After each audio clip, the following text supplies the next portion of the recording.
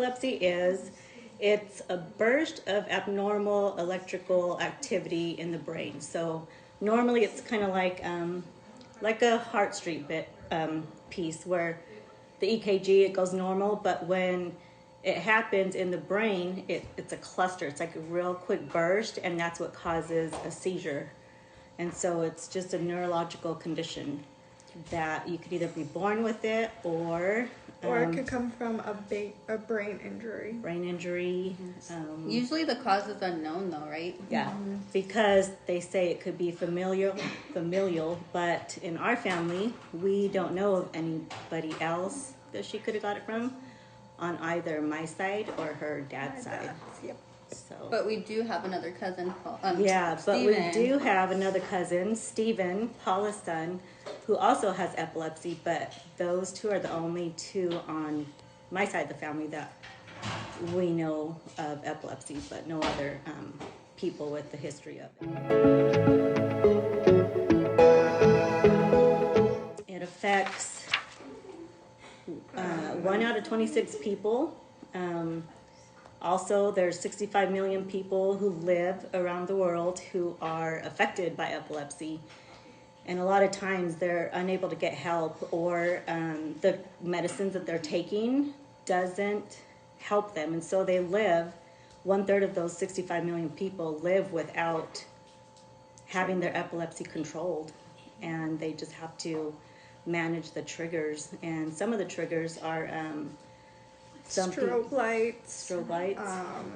Let's see, stress, lack of sleep. What else are there? missing medications. Yeah, that's a big one. That's one of mine. Stress and lack of sleep are mine. Those are two. And dehydration, you're saying too, right? Dehydration, yes. Improper nutrition is a big one that could cause a seizure. And Danika's, like she said, it was being tired and stress is what causes hers, but there's a lot that with the strobe light. What else? Strobe lights really don't. Drinking alcohol could Yes. decrease the threshold of the medication. That's a big one. So there's absolutely no drinking with that. So epilepsy affects more people than cerebral palsy, muscular dystrophy, multiple sclerosis, cystic fibrosis, and it causes more death than breast cancer, That's crazy prescription right there. overdoses, skin cancer, and drunk driving accidents. So people die more from epilepsy, and yet epilepsy is not, like, there's not so much awareness about it. So that's why we're really I'm a big advocate when it comes to epilepsy, especially November. November is epilepsy awareness month. How did you first find out? How old were you, or what? I was about 9. I remember, like, when it comes to age, I really don't know. So, the way that I found out was I was staying at my grandma and grandpa's house, and I was watching a scary movie with my cousin. She thought I was messing around because we like to mess around with each other. And when I woke up, I didn't know what the heck happened. So that's when you had your first, like, actual, like a grandma, or like a seizure that was noticeable, It was right? like a partial seizure, because It was like a grandma, really. I don't remember having it. That's the thing. That's the thing. She was about 9, but we didn't get her diagnosed till probably like a year after that. Grade, yeah. I just remember that was like the day that I was going to, the night before, I had to stay up all night, so I ended up watching High School Musical for the first time. That's when it came out. Oh, to get your diagnosis? Yeah, to get my EEG. That's a test that they take to monitor your hip? To diagnose, to make sure, to see if you are truly having the abnormal electrical activity in your brain. And it That's was. what the EEG is. Mm-hmm. So, but looking back through her childhood, I remember my dad saying at one of the girls had a dance recital, and my dad had said something about, you need to check her out, and I was kind of just like, I thought she was fine. I didn't think anything of it, but he noticed something. And then that was probably when she was 4, and then she started kindergarten, and I remember going to a parent-teacher meeting. And for you. I know. But she's a good girl, and when I went to the parent-teacher conference, she was like, she doesn't pay attention, she's always daydreaming, she doesn't listen, and I was just like, that's not right. So, I mean, we made it through the years or whatever, but then... And she wasn't having actual seizures. And where she you could wasn't see it yet, having actual seizures at this time. or noticeable seizures. Now looking back, they were the absent seizures where she would, and absent seizures are when they just daydream or they just doze off and they have this like blank stare in their face or in their eyes, and their eyes she just checks out for like 3 to 5 seconds. And before I knew all this, I'd be like snapping my fingers like, hey, pay attention to me, you're not listening. And then she'd like snap out of it and she'd go on about her day like it was not a big deal. And that happened till we got her diagnosed at 4th grade, you said? But she's always been like a quieter kid, like really just kind of, so it's not like she was, like it would be easier to miss. Yeah, so those were the absent seizures, and then You noticed those when you were actually taking classes. Yeah. And you went through the when I went through LPN school, we were going through the neural system, and we started going through these seizures, what they look like and what it entails, all the symptoms, and I'm like, wow, that really sounds like my daughter. And at the same time, my brother-in-law had sent us an article about absent seizures. And so we went and got her diagnosed, and then that's when she talks about the EG, where she had to stay up all night, which made her tired, which is a symptom. So it definitely showed she had seizures. And so that was, 4th, 5th grade? 4th grade, I think. And then, those were the absent seizures. She got on medicines. She was doing okay. Went through many, I should say. There's a lot of medications. A lot of medications, trial and error, what works, what doesn't work, what gives her bad reactions. So she had lots of medicines. And then it was going to her 7th grade is when she first had... First day of 8th grade. Oh, first day of 8th grade. I remember this. She had her first grand mal seizure. That's where I was in the other room with Ava. I had just had another baby. And I just heard a big thunk in the bathroom, and there she was on the floor. She was getting ready to take a shower. She was seizing, and it was the scariest thing ever. We called 911. My husband called 911, and we just kind of got her dressed because she was getting ready to go into the shower. That would have been pretty well. So it was still embarrassing. Yeah, but I mean, that's something we think about now. Like, we kind of just make light of the situation, but that was the scariest first time seizure I ever had, or she's ever had, and I witnessed, and it doesn't get easier to witness them. But the grand mal seizures, they were almost like, every year, maybe every 2 years?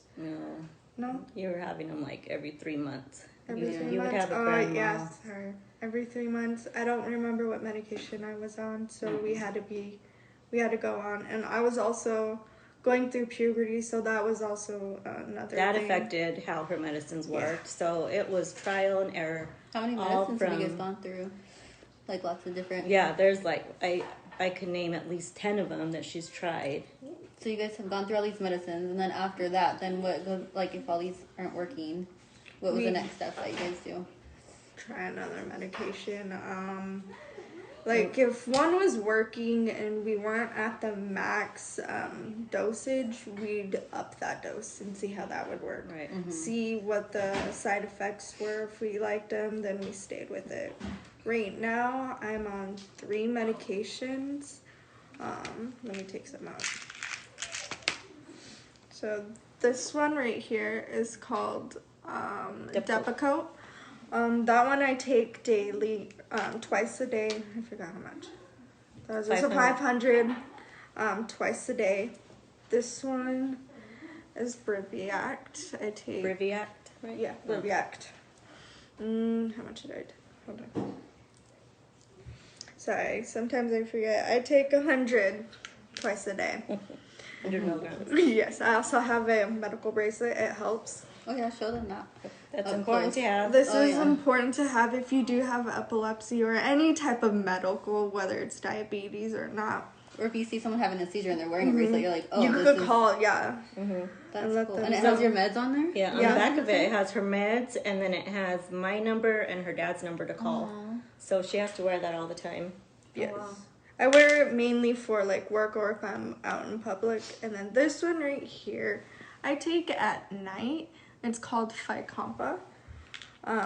Those have been working for me for a long time. Depakote was the one which really stopped the absent seizures and the grand mal seizures.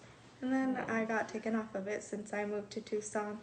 And my neurologist said, oh, you should try a new one. But then, so you were off of it for like 3 or 4 years, and then you had to get back on it because it was the only one that would control the absent seizures. Yeah. So Danika has the epilepsy. It's called generalized epilepsy, just because it's all over her brain. Like it's not. And then the other type is called focal. So there could be focal epilepsies where it's just in one part of the brain, and that's the one where they could go in, have brain surgery, and fix the abnormal electrical occurrences that are happening in her brain. But since she has generalized, they couldn't do that. And so back in 2017, they have this device called the VNS. It's a vagus nerve stimulator. Show them what. Let's see. I don't know if you could see. Right here, this is where the device is at. This is the horrible scar. Right here, and it's right here where my fingers are. You can feel it. And so the wires are connected to my vagus nerves, which go up to the brain. And this device right here is a magnet. So if I am having a grand mal seizure, and you see that, and say you knew me, you're like, oh, let me find her magnet. Her magnet. You put the magnet over the scar, which I like to use, and it will stop it. Still treat me as the same. Like, do you know where you're at? You still ask the same questions and stuff like that. You just hold it right over. You just put it against your skin. Yeah. Oh, yeah. Wow. So that VNS device, it's like it's like a pacemaker, probably as big as a quarter, and they put it underneath her skin or underneath her muscle, and like she said, it has a wire that is wrapped around her vagus nerve on the side of her neck, and then that signals the brain to stop having the seizures. So that's this since she's had this device, and it's constantly on, and it predicts, it can detect if she has. It's almost like if you have seizures change. Are kind of like it affects your heart. So it's almost like a heart attack where all of a sudden your heart rate goes really high, and like you get this big spike and your heart rate's high, and that's kind of what happens with the seizure. And so that's what the device detects, is the really high increase in your heart rate, and then it starts sending the signals up through her nerve, and it tells the brain to stop the seizure. It's actually helped since I've gotten it. She hasn't had one, right? Nope. Since 2017. I think the last grand mal seizure she had was December of 2016. December 2016. I remember and that one. This device is really helping. When you would have your grand mal seizures, like how do you know like when it's starting to come, or like what do you? With other people, they know when they're coming. With me, I don't. The only time that I know that I had one is when I come to. And you're like usually laying on the ground or something, like what happened. And then what do you feel like afterwards? Do you have like a headache? A bad hangover times 10. Put it that way. Yeah. Yes, I have a hangover. Usually I do bite myself, so like I taste an iron. Like your blood. Yes. Blood. I don't mind that, but it's like my mouth is sore depending on where I bite myself. I've bitten my tongue before, and that hurts really bad. And you're sore because your body, wherever you fall, your head sometimes. Yes. Have you had them when you're out, like and about? Like you had one at school one time, right? In high school, didn't you have one, or no? No. Like, have you had one when you're out and about, like in public before? No, I've only had them at home, because with me, when I first wake up, that's the chance that I'm most vulnerable to have one. Yeah. When you first wake up? Because her triggers are, right, being tired and being stressed out. And so most of her seizures have happened first thing in the morning because you're tired in the mornings, and most people are, but they wake up, but she could feel it, and then she would have a seizure. Like we could never tell, like there was no clues of when she was going to have one. Actually, I remember I did have some absent seizures at school, and it was during science class. I had to come. Oh yeah, I remember that. Yeah, that was one time. And yeah. so with the absent seizures, for me, with seizures, a person can tend to pee themselves, and it's can't control that. So don't make fun of them if you do see someone. Just don't. You don't know. She loses control of all bodily functions, so most of the time she does wet herself when she has them, and that's a side effect. Even the absent seizures. I mean, the Depakote, now that she's back on it, it really helped, because even though she had the VNS device, that stopped the grand mal seizures. Didn't stop the absent seizures. Right, it didn't stop those, and those are more concerning to me, because she was trying different medications and nothing was helping. I mean, we found the solution for the grand mal seizures, right? That was being controlled, but the absent seizures were not being controlled at all, with her trying all these different medications. And in the past, when she was in high school, Depakote was the one that helped those. And when she graduated and she went to another neurologist, they said it wasn't good for her liver. So they took her off Depakote, and then that's when she tried all these other medications, continued to have absent seizures, continued to have the grand mal seizures until she got the device. But then we saw an epileptologist, which is a specialist in epilepsy, and she was like, the benefits outweigh the risk of her being on Depakote, so we started her back on Depakote, and that's been a blessing. And they're also monitoring my liver as well. So once it gets to that, we might have to get off. But so far, her liver functions have been great. Yeah, and they'll monitor her. But Depakote is really helping her right now. And in fact, tell them, I am actually gonna get my car back, so I will be driving again. Really? She has to drive again? Yes. When? And when I get my as tax. soon as we pay for the when tag. You get your card? But you're cleared now? Yeah. So that's the thing that's like when you have seizures, epilepsy, that's one thing, you were a teen and like excited to drive and all this stuff, and you haven't been able to drive for how long now? For a while, right? For 5 years. Yeah. So previously she was on the Depakote. Everything was fine. That was taking care of things. That's when she was able to drive. But then they took her off of that, and then everything just went. It was like we started from square one. Yeah. Yep. And then now she's back on Depakote. Been on it for a year, and the doctor just said, "Oh, that's exciting." Yeah. Yeah. Cool.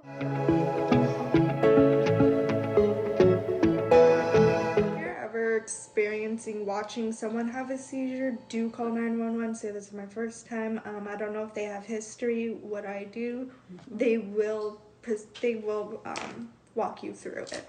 Yeah. And for that, so if you are witnessing, turn the person to their side, make sure there's nothing around them to harm them, and then when they come to, you ask them, do you know where you're at? If they say, I'm here, then say, do you know what happened? They say no, you just kindly say you just had a seizure, and then just walk them to a place gently to where they could lay down and rest. The big thing is just protecting their head from getting brain injury, because they are shaking on the ground and they could harm themselves. So just put them to their side and protect their head. Don't stop them. Don't put anything in their mouth, and just stay with them and time them too. Oh yeah, time. If it's over 5 minutes, also do call 911, because that could lead to you're not getting oxygen to your brain.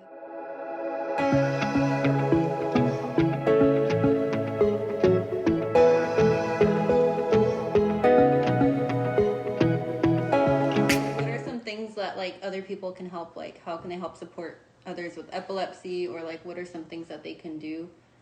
So if you have a family member that has, you could like say give them a gift card for Lyft or Uber, I don't even know if they make gift cards for Lyft, but I'm sure they'd have some type of something. Or there's Zelle. Or they offer, there's Zelle, yeah. Why do you think that would help? Because because you feel if you like have epilepsy and say you had a seizure, you can't drive. Depending on what state, in Arizona, after having any type of seizure, you can't drive for 6 months. So that's half a year. But one thing that's mainly helped me is just stand by them and be there, like, even if they need to vent about their situation.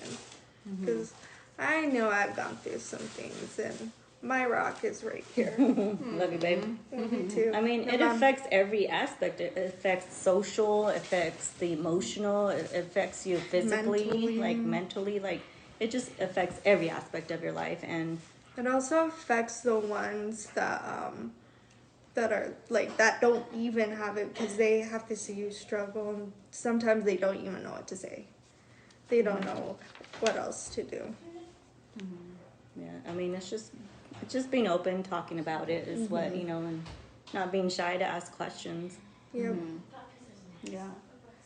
Just offer assistance, like she said, whenever possible. That way they don't feel like they're a burden. Just offering, say, like, hey, I'm going to go to the store tomorrow. You want me to pick you up? We could go to the store, whatever you need. If I got to get this, just being there for them in any way. Yeah. That's the main part. Yeah. And it goes too for other diseases or people who can't get around. It's just offering assistance when you can, and just being a good friend and family member. Yeah. True. But it affects the everyday life. Like, she doesn't do a lot of things because she doesn't want to be a burden to somebody, or she's tired because medications that she's on. I mean, she's always tired. It affects her mood sometimes. It affects mine too. Yes, and I don't take medications. Just kidding. She's never a burden, and I'm always going to be there for her. She can never be too much, and it doesn't matter. But Yeah. I just like to make fun of her and give her crap every now and then. One time after an EEG, was it the second EEG? I went with my stepdad to a McDonald's, and I did have an absent seizure there. And it looked like I was doing the chicken dance, and my stepdad makes fun of me for that. But I laugh with him because I'm like, that is true from what he described. Because she didn't have the full-blown grand mal seizure where she fell over. She was actually just standing straight and was like doing like a fist pump.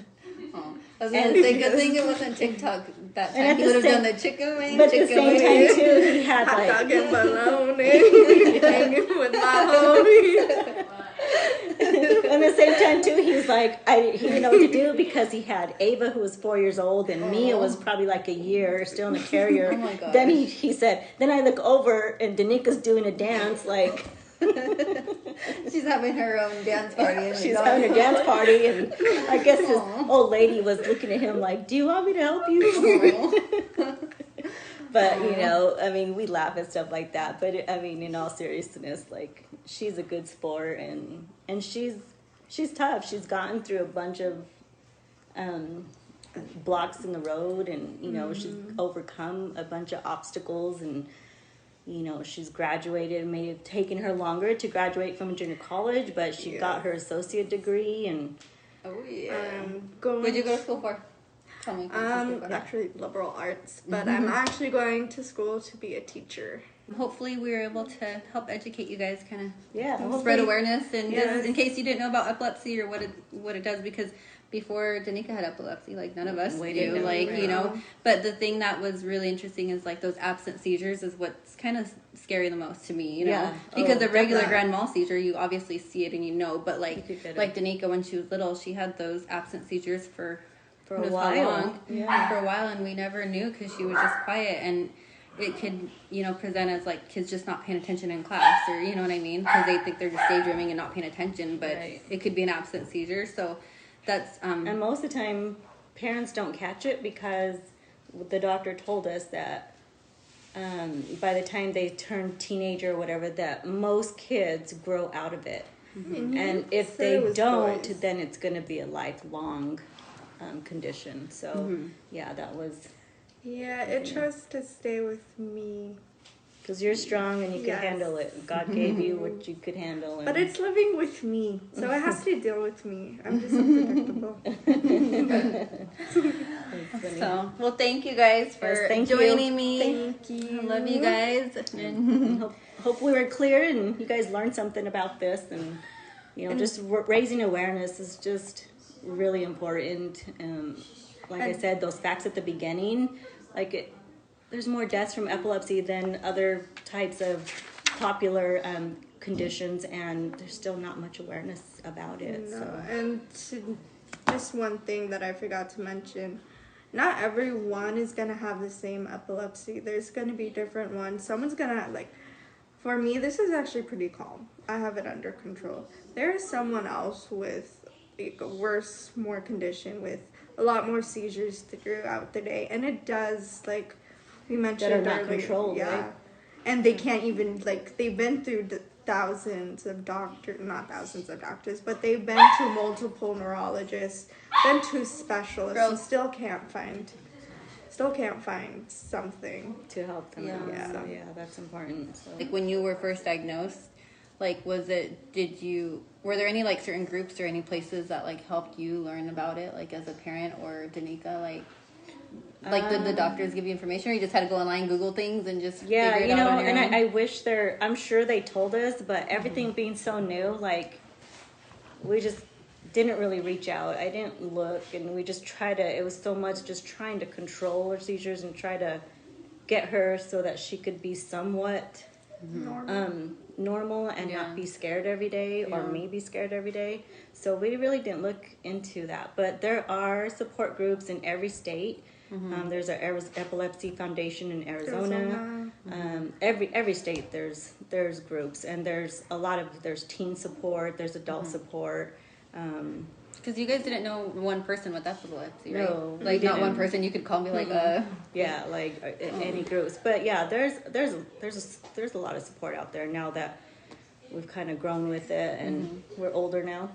Well, now they have us to reach out to in case they're newly diagnosed, and they have someone they can bounce some questions off. If you know any family members who are having a hard time, or just friends, even just reach definitely reach out to us, and we'll be there to offer advice or let them know what we did, or and even ask your doctors too. Yeah. That's what they're for. Look, I've done a lot of research. Also just stay positive through your journey if you do have it. And there are going to be lots of ups and downs. A lot of struggles, but you got through them, and you're getting through them. You're strong, and she's our epilepsy warrior for sure. Yes.